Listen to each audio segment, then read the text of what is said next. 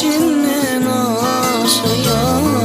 Gitsem huşa yatsam düşüyor.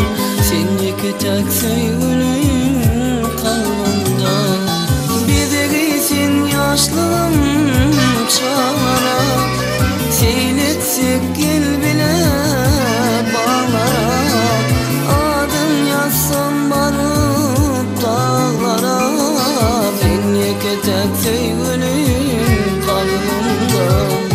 Yarım sen yeketek, zarım sen kalbıyla.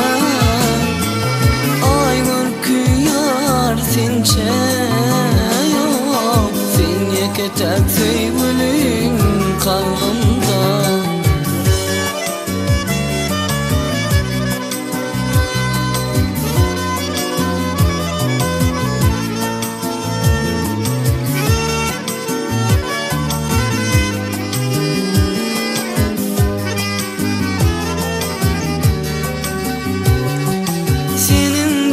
Basınlarım yazır, vasfınama koşuyum hazır.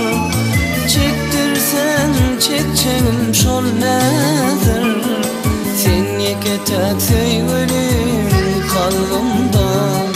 İlmuda men sesin dinleyin, bolursun bağıtta sen payın. Sevgilim sözlerim sonlayın. Sen yeketek sevgilim kalbimde.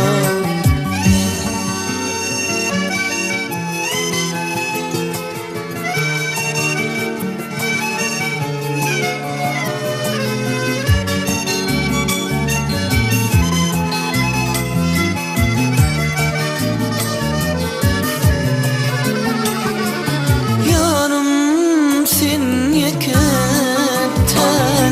zarım sen kalbimde. Aygır kuyar sençe yok. Sen yeketek sevgilim kalbimde.